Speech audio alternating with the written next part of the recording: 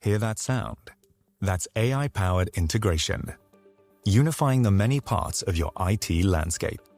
IBM webMethods hybrid integration brings app, API, and B2B integration, managed file transfers, and event automation into a single experience. With a composable architecture and AI throughout, it's designed to make users more productive, learning as it goes. As you monitor from a unified view of your hybrid environment, it picks up the melody and the momentum, balancing user autonomy with your governance and guardrails, addressing errors in real time, and harmonizing human expertise with AI to speed up the tempo of innovation and keep your business in tune. That's the sound of automation. Oui, bonjour. Donc, je suis Fabrice Hugne, je suis le responsable de l'avant-vente, on va dire, pour webMethods et StreamSet pour l'Europe du Sud. Mais le plus important, c'est que je suis accompagné de mes deux camarades.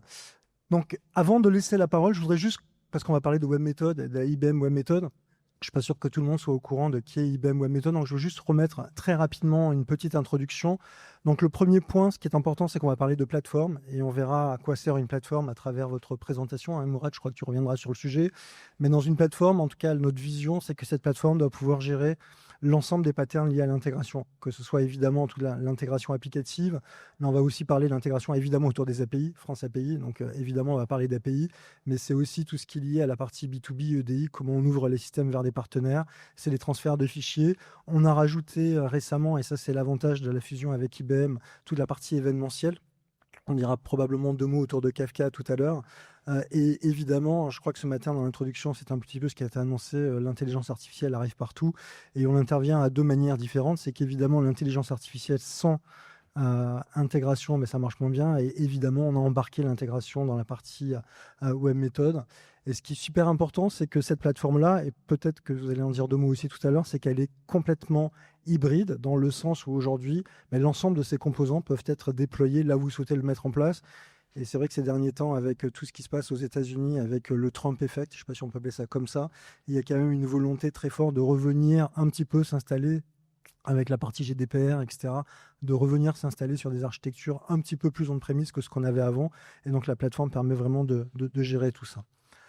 Avant peut-être d'aller un petit peu plus loin. Alors, moi, l'histoire me plaît. Alors, si vous me permettez de faire l'introduction un petit peu sur le groupe MSC. Alors, elle me plaît parce que c'est une belle histoire d'abord. Et puis, elle me plaît parce que ça a commencé en 1970. Et vu ma barbe blanche, je suis aussi né en 1970, sauf que moi, j'avais le mal de mer. Donc, en 1970, alors je le prononcerai mal, mais Gianluigi Aponte décide d'acheter un bateau d'occasion, le Patricia, du nom de sa fille. Et pourquoi il achète un bateau d'occasion? Parce qu'à l'époque, la logistique, ça rapportait pas beaucoup, et donc un bateau neuf, c'était pas rentable. Et donc en 1970, il démarre avec ce premier bateau pour faire du cabotage en Méditerranée. Et en 2025, MSC Group, c'est ça, c'est le leader mondial de la logistique, c'est tout le monde connaît les publicités MSC Croisière, c'est aussi ça. Et ça, je trouve ça admirable qu'en 55 ans, ce qui est mon âge, on arrive à créer un empire tel que celui-là, qui est toujours un empire familial, mais c'est pas que ça. C'est aussi, et j'ai découvert ça, j'étais il n'y a pas longtemps en Italie, du côté de la Sicile, et les ferries, ça appartient aussi au groupe MSC. Si vous avez déjà navigué dans la Méditerranée avec vos voitures, c'est évidemment, on parle de logistique, donc c'est évidemment des camions, bien sûr. Qui ont dit bateau, camion, il faut des ports, des infrastructures, c'est aussi vous. Et vous êtes aussi diversifié avec des cliniques dans le monde. Et ce qui est assez intéressant, parce qu'on a aussi côté IBM webMethods, Ramsay Général de Santé, qui est le plus grand groupe de cliniques privées en France par rapport à cela. Mais du coup, moi, où je suis un peu perdu, c'est AGL. Vous faites quoi? Merci Fabrice. Donc là, il y a eu un petit focus sur la maison mère, MSC, qui a racheté les activités de Bolloré il y a quelques temps sur la partie logistique Afrique.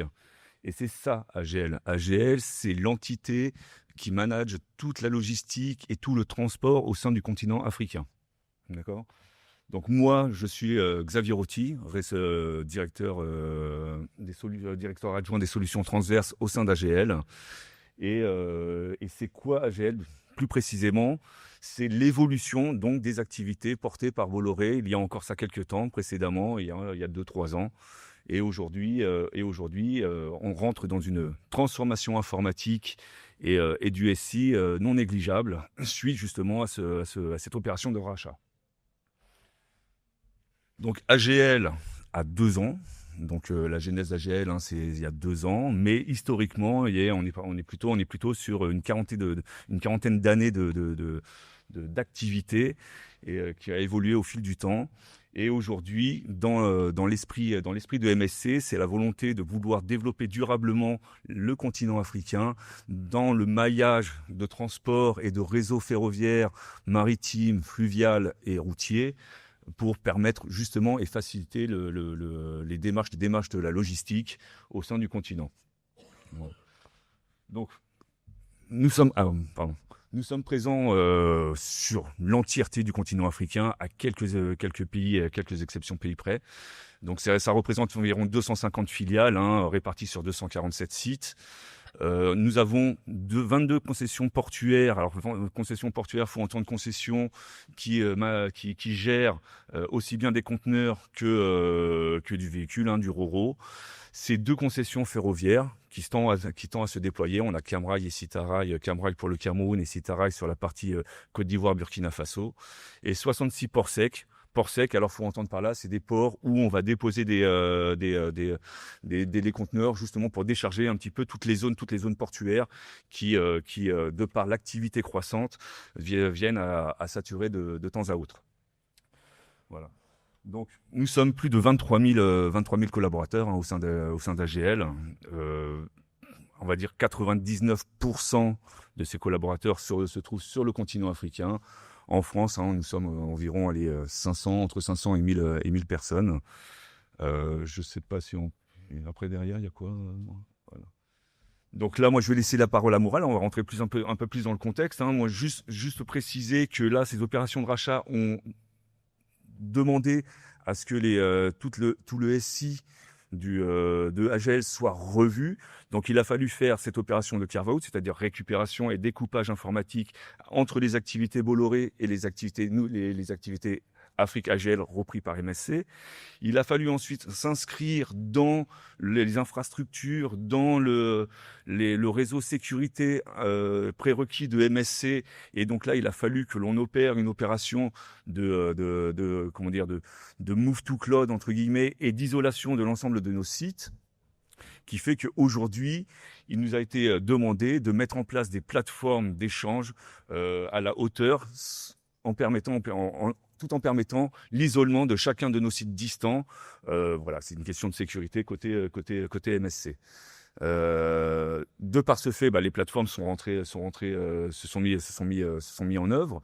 Donc première étape, récupération. Deuxième étape, mise en place de l'infrastructure. Et troisième étape, là on y rentre tout juste 3 ans plus tard, c'est la transformation un petit peu applicative qui fait qu'aujourd'hui, toutes les applications legacy récupérées justement de cet historique Bolloré viennent maintenant à évoluer vers des solutions plus centralisées, mais nécessitant à chacun des sites distants de continuer à communiquer justement avec le central.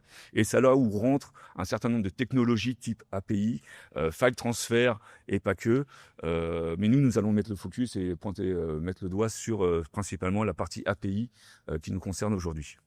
Et là, pour le coup, je vais laisser Mourad, qui est le responsable iPass chez AGL dans mes équipes, pour justement vous parler de tout ce qui tourne autour de l'API mis en place côté AGL. Merci. Merci Xavier. Je me présente du coup, Mourad Bouzafara, je suis le manager iPass chez AGL Group. Donc comme il a dit mon collègue Xavier, du coup, on est passé par des contraintes, des nouvelles installations, mise en place d'infrastructures, etc., des changements. On a effectivement le contexte de changement dans notre métier, en quelque sorte, nous a imposé le fait d'interagir avec plusieurs systèmes. Aujourd'hui, on a plusieurs applications dans notre système d'information. On a tout ce qui est Transport Management System, ETMS, WMS, Warehousing Management System, des ERP, l'IoT, etc. Il y a une multitude d'applications et des systèmes. Donc le besoin était vraiment en quelque sorte de pouvoir échanger les données d'une manière fluide. Il y avait une pression énorme pour en fait mettre en place des échanges sécurisés et surtout performants, hein, pour répondre un petit peu aux contraintes de clients et aux contraintes des clients. Il y a les clients internes et les clients externes. Et du coup, c'est un contexte. Moi, je trouve que en tant que manager iPaaS, ce contexte il était très challengeant, en tout cas pour mettre en place un outil d'intégration ou je dirais une plateforme d'intégration pour pouvoir centraliser, diversifier les échanges et surtout avoir une maintenance, je dirais, facile et centrale. On n'avait pas comme objectif de diversifier les outils, hein.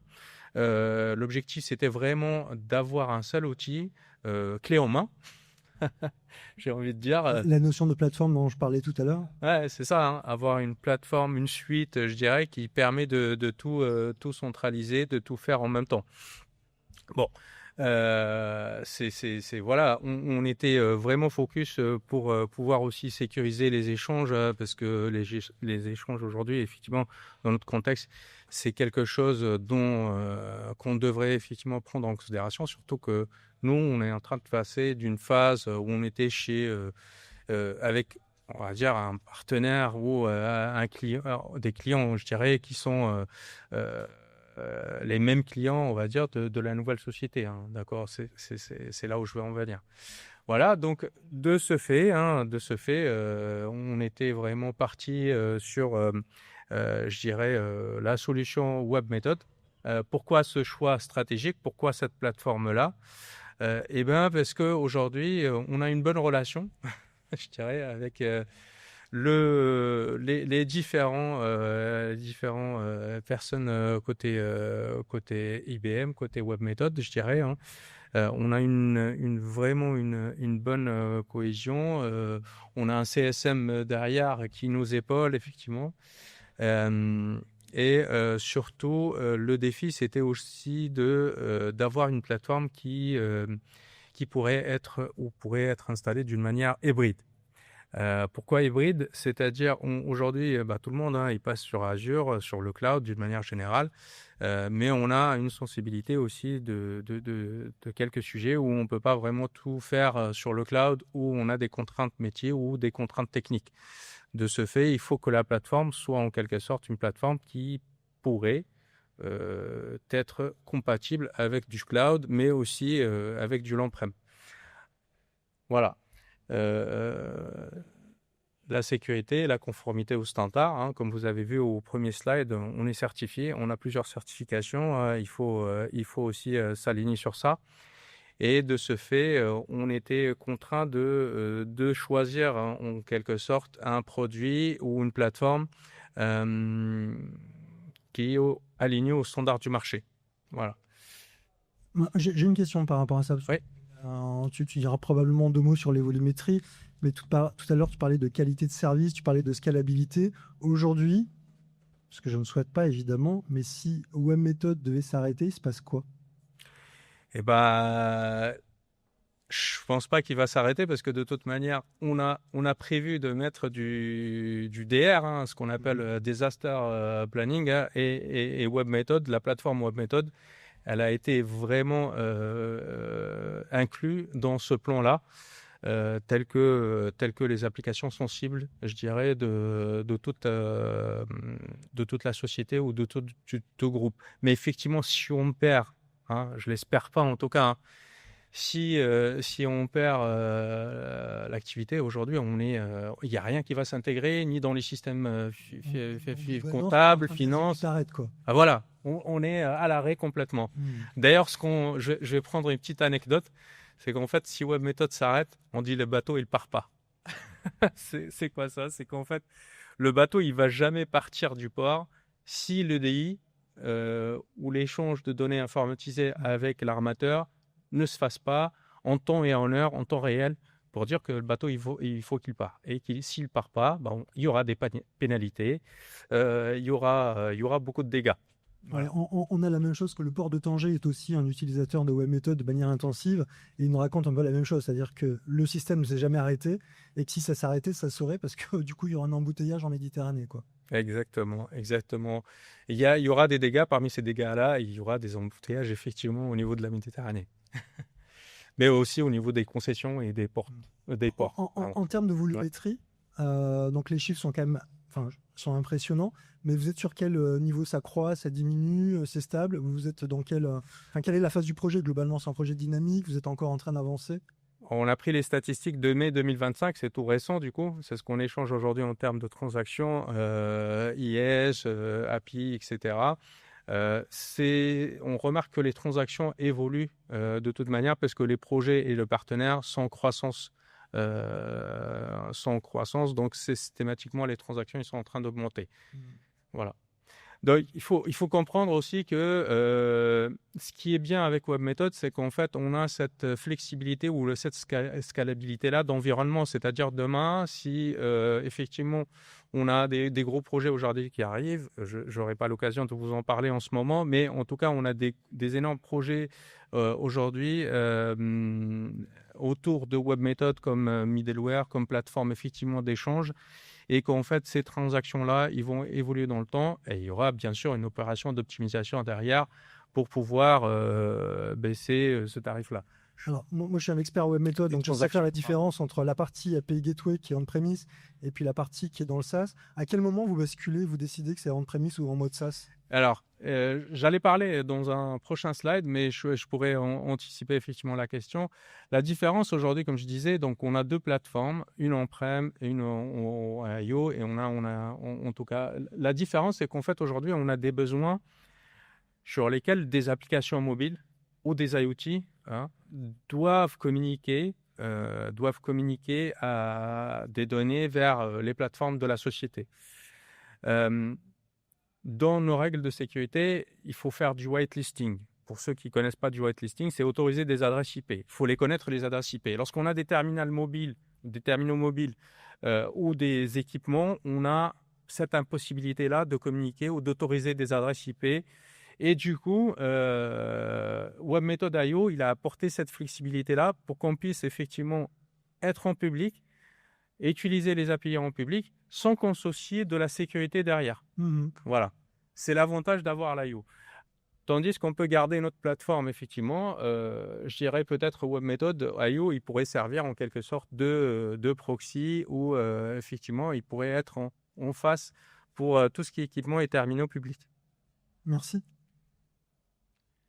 Voilà, donc effectivement, les statistiques montrent, alors j'ai pas pris des statistiques d'un mois d'avant ou 2 mois d'avant pour montrer effectivement la croissance, mais comme vous pouvez le voir, effectivement, on a plusieurs environnements, de dev, de la prod, du test, et qu'en fait, voilà, les chiffres parlent bien du volume aujourd'hui de transactions utilisées, que ce soit sur la partie API, que ce soit sur la partie intégration. Et du coup, c'est ce slide-là où je voulais parler effectivement de quelques cas d'usage. Fabrice, du coup, autour de l'utilisation de la plateforme WebMethod dans notre contexte. Je vais m'attarder sur la partie API, mais je vais passer par la partie EDI et BPM. Donc, à travers les produits ou les composants de WebMethod, on peut effectivement avoir une panoplie, un choix d'échange, que ça soit imposé par les clients, que ça soit imposé par les partenaires. Dans ce cadre-là, je vais parler du premier cas d'usage, qui est les EDI. Du coup, dans notre métier, on a à échanger énormément, comme vous l'avez compris, avec plusieurs partenaires. Et ces partenaires-là, en fait, ils privilégient des échanges de données informatisés sous le protocole AS2. Et de ce fait-là, WebMethod, en quelque sorte, implémente à travers le MDN ou ce qu'on appelle l'acquittement, une facilité d'échange et une sécurité qui permet aux partenaires, effectivement, lors de la transmission de leur message, d'avoir un acquittement lorsque ce message-là il arrive. Et du coup, ça permet en quelque sorte aussi d'avoir une plateforme fiable d'échange de données informatisées.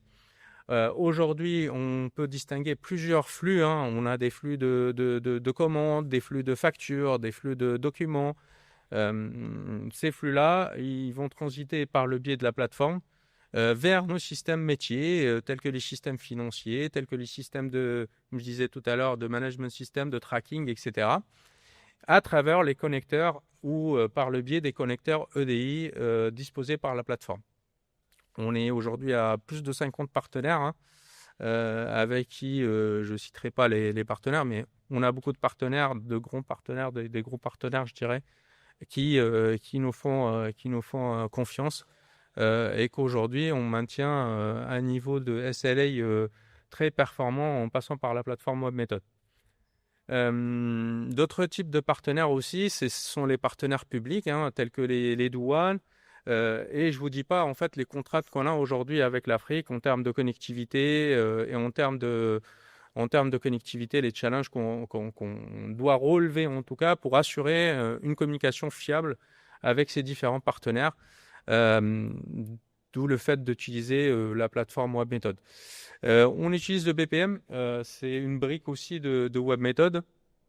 Ça permet d'automatiser ou mettre en place des scénarios d'automatisation logistique. Je citerai un use case peut-être qui vous intéresserait. Aujourd'hui, on a les systèmes portuaires qui vont générer automatiquement des DO, de delivery order. La génération de ces documents-là nécessite effectivement une signature électronique. De ce fait, le BPM, il permet en fait d'orchestrer ou d'ordonnancer toutes ces étapes-là et permet effectivement de prendre la facture, le document, le transmettre, le stocker, l'envoyer vers SharePoint, stocker les métadonnées dans une base de données, ainsi de suite. Donc ça, c'est grosso modo autour du BPM. Le dernier use case du coup que je citerai, c'est la partie API. Donc la mise à disposition des API, que ce soit pour les partenaires, que ce soit pour les clients internes ou externes. Avec WebMethod, on était content d'ailleurs de trouver que WebMethod, l'API Gateway, on va dire, permet de mettre à disposition un portail ou en fait de configurer un portail pour exposer les API qu'on a dans notre référentiel. Ce portail-là, comme vous le voyez en bas, on a pu le personnaliser.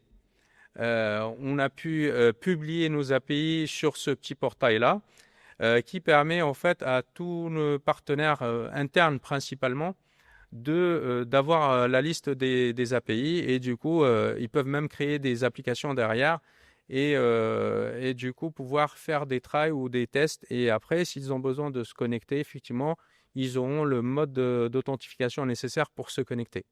Est-ce qu'on peut dire que le portail ça devient quelque part la vitrine presque digitale d'AGL? Tout à fait, Fabrice. Le portail est devenu aujourd'hui la vitrine des API, mais aussi il a valorisé le travail derrière qu'on fait pour tout ce qui est, je dirais, API ou développement des API, nous, en tant que techniciens derrière. Donc, on a pu exposer tous ces API-là sur un portail. Ça a donné de la valeur. C'est une valeur ajoutée, je dirais, à ce qu'on fait. Et du coup, nos partenaires aussi nous font confiance là-dessus, quoi. Est-ce que les métiers, quelque part, sont impactés? Enfin, est-ce qu'ils se rendent compte que, en termes de commercialisation, par exemple, ils ont l'habitude de travailler, je sais pas, avec les échanges normaux qu'ils peuvent avoir, mais que la notion d'API est quelque chose sur lequel il faut vraiment qu'ils aillent, parce que c'est un nouveau canal de communication, un nouveau canal d'échange, et que ça peut accélérer à jouer à 50 pays. Donc, c'est difficile probablement de s'interfacer avec les 50 pays, mais le fait que vous vous mettiez à disposition une API, quelque part, c'est à eux de s'interfacer avec vous, et plus forcément vous d'aller vous interfacer avec eux. Sur les 3 ans, les derniers 3 ans que j'ai pu assurer, j'ai vu effectivement un changement et un engouement fort vers l'API. On connaît tous les échanges classiques. On a un fichier qui part d'un point A vers un point B. Et des fois, le fichier n'arrive pas. Le fichier, il est lourd, il est complexe. C'est pas du temps réel, c'est du asynchrone. Il faut l'intégrer derrière. Avec quoi on l'intègre, etc. aujourd'hui, vu que la plupart des systèmes aujourd'hui, ils évoluent aussi sur la mise en place d'API ou d'exposition d'API, et que il y a une nécessité d'avoir un temps réel, on voit ce basculement-là et on voit que la sollicitation ou le besoin d'avoir des API devient de plus en plus, on va dire, il y a plus de, il y en a plus de demandes, on va dire, sur cette partie-là. De ce fait, le développement ou la mise en place des API devenait en quelque sorte chez nous comme on devient une usine à fabrication d'API. Et à un moment donné, on s'est dit, on va avoir beaucoup d'API à mettre en place. Des fois, c'est pour le même besoin pour le même besoin en quelque sorte, in fine, hein, c'est la même donnée derrière qui est exploitée. Et du coup, on a essayé de standardiser, converger les API et mutualiser les API en mode développement ou création. On a mutualisé les API et après, on a exposé ces API-là. On a dit, voilà, tenez, voilà les API qui existent aujourd'hui, vous pouvez en profiter. Et effectivement, on voit très bien qu'aujourd'hui, il y a pas mal d'outils aujourd'hui qui interagissent au niveau de l'écosystème. Qui s'appuie de plus en plus sur les API. On peut imaginer que vous êtes ce qu'on peut appeler une démarche API first. Je crois que c'est ce que tout le monde utilise un petit peu. Donc il y a vraiment cette volonté de penser API, de développer des API pour améliorer en productivité. Et j'avais pas prévu de poser cette question-là, mais on voit que vous êtes en train d'avoir monté une usine quelque part à développement. Il y a combien de personnes qui travaillent sur le projet en tant que tel, autour des API au niveau On est aujourd'hui une douzaine de personnes. D'accord. Donc, une douzaine de personnes qui travaillent sur le développement des API, la récolte de besoins, le design et surtout les contraintes réseau, comme on sait. Il y a énormément de contraintes réseau, effectivement, sur lesquelles on se confronte tous les jours et les problèmes de sécurité, surtout, hein, on parle vraiment d'injection, on va dire des attaques DDoS, etc. Donc c'est pour ça qu'il faut faire confiance vraiment à des plateformes qui sont assez rigides, conformes aux standards de sécurité, et que derrière, effectivement, mettre en place tout ce qui est, je dirais, verrou standard de sécurité. Alors nous, avec tout ce développement-là, je voulais revenir sur un truc, c'est qu'en fait, on était 20 personnes à développer derrière. Donc ce nombre-là, il a baissé le nombre de développeurs. C'est qu'en fait, avec le portail, on a pu gagner 30% en temps de développement. Donc aujourd'hui, effectivement, avec le portail, avec tout ce qui est API Gateway derrière, on a pu aller plus vite dans le delivery des API derrière. Voilà. C'est une très bonne expérience, je dirais. Et aujourd'hui, effectivement, le fait de passer sur l'API, je pense que ça reste quelque chose de standard dans les échanges qu'on voit aujourd'hui dans les sociétés. C'est mon propre avis, en tout cas. Alors, pour conclure, du coup, pour nous, WebMethod consiste je dirais, un levier qui a pu moderniser et interconnecter les 50 pays, comme vous l'avez vu au départ. On a eu pas mal de challenges et des conditions imposées par le contexte de la société, du fait qu'on interagit avec des sociétés ou des agences qui sont un peu éparpillées dans le monde, principalement sur l'Afrique. Il y a eu pas mal de contraintes. Il faut sécuriser, il faut interconnecter tous ces sites-là, il faut échanger de la data. Donc tout ça, l'unifier dans une seule plateforme cohérente et stable et scalable, nous a permis en quelque sorte d'aller à l'avant. La partie API qui est située dans le même outil ou dans la même plateforme qu'on utilise pour les échanges, ça nous a permis effectivement d'avoir une gouvernance centralisée. Cette gouvernance-là, ça nous permet de faciliter énormément le management derrière, mais aussi de tracer les KPI derrière.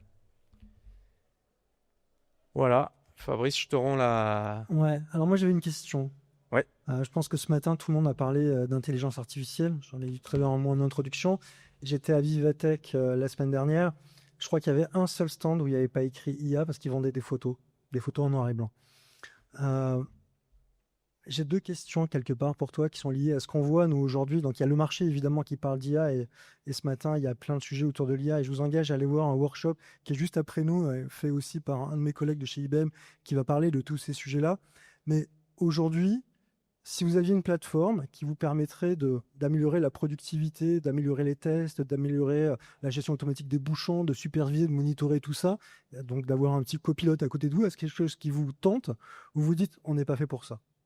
On n'est pas encore à ce niveau-là. Donc ça, c'est la première question, même si j'imagine que la réponse est oui, mais je vous laisse quand même y répondre. Et la deuxième, avec la masse de data que vous manipulez, euh, globalement, une grosse partie de la logistique dans le monde, c'est vous qui la traitez, hein, qui la gérez. Est-ce que aussi vous commencez à avoir des projets d'intelligence artificielle? Parce que là, j'ai l'impression que vous avez mis un socle digital qui est déjà là, qui est déjà en place. C'est ce que tu disais tout à l'heure, Xavier, c'est la premier étage quelque part de la fusée qui a été mis en place. On a un socle. Maintenant, on est en train de basculer vers une évolution, une modernisation du SI. Est-ce que ces aspects d'intelligence artificielle, c'est quelque chose qui est dans les cartons ou pas du tout encore par rapport à cela? Alors, j'aurais tendance à dire, Fabrice, que la question est un petit peu prématurée, en tout cas nous concernant, mais on a une cellule quand même chez AGL, qui est une cellule innovation, qui s'appelle IRI, et qui était présent justement à Vivatech également, pour présenter justement différents projets autour de l'IA. Et donc effectivement, c'est dans les cartons d'une certaine manière chez AGL. Maintenant, nous concernant sur notre activité propre, autour des échanges, vous l'avez bien compris, on sort d'un rachat d'activité chez Bolloré. C'est pas rien d'une certaine manière. On parle de 6 milliards de rachats.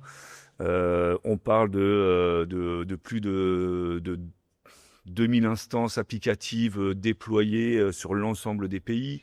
On parle d'un nombre d'échanges énorme. Donc, effectivement, la première année a été vraiment basée sur ce carve-out et ce découpage informatique. La deuxième année, c'était on se met dans les normes conformes de MSC et de ce fait, il a fallu qu'on opère un gros projet de move to cloud, c'est-à-dire prendre toutes les solutions informatiques applicatives et de les envoyer dans le cloud pour qu'on puisse tout autant qu'on puisse le faire. Tout n'est pas porté sur une solution cloud, enfin sur un hébergement cloud ou autre.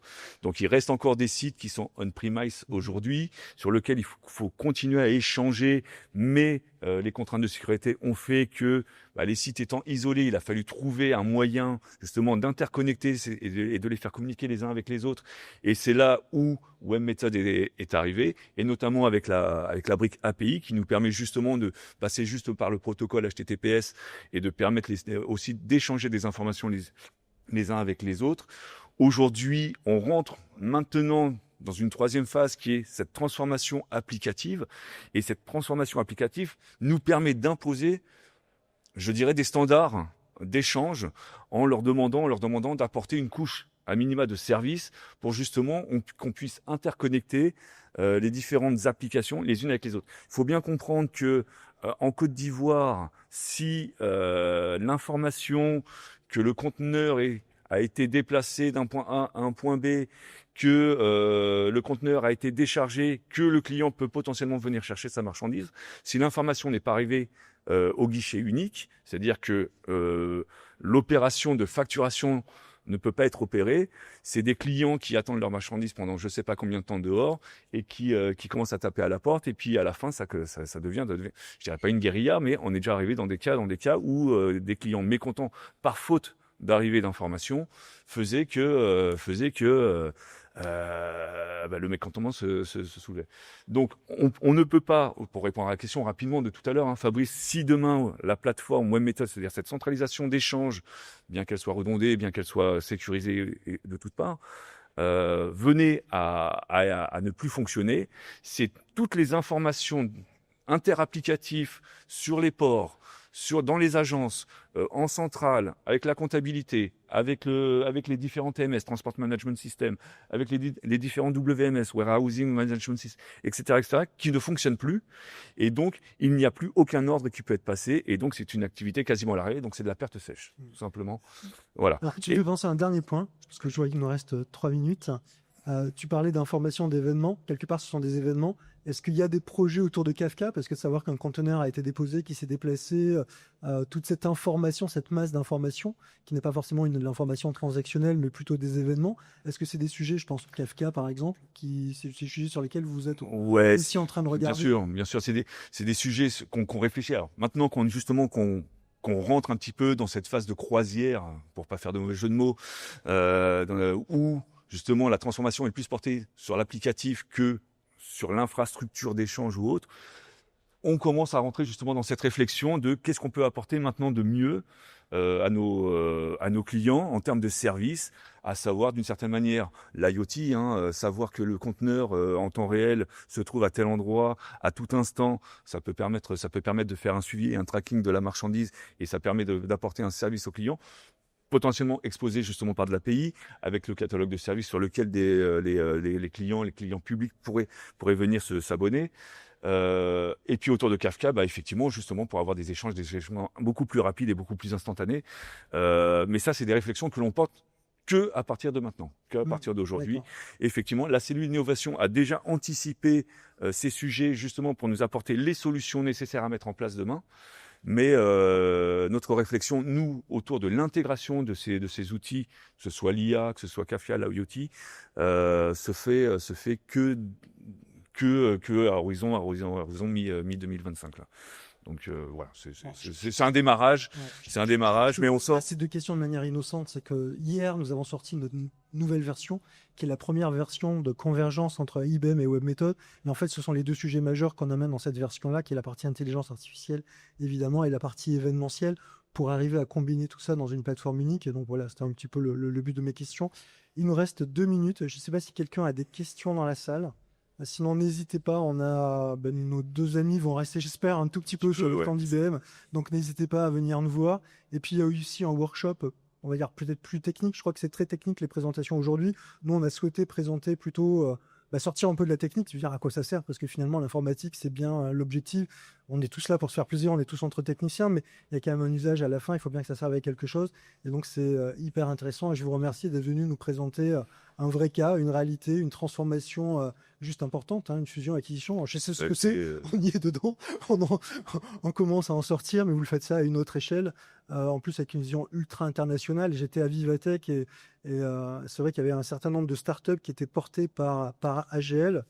Et c'était hyper dynamique de voir que des besoins traités par ces startups africaines étaient très loin de besoins qu'on pouvait avoir à traiter sur des sujets complètement différents, mais tout ça était complètement hyper intéressant et dynamique. L'intérêt pour nous, c'était vraiment de pouvoir mettre en place et d'intégrer chez nous une plateforme qui permettait d'opérer environ, alors on est à peu près à 30 millions d'échanges par mois, tout type d'échange, EDI, API et autres, on est à peu près à 30 millions d'échanges par mois.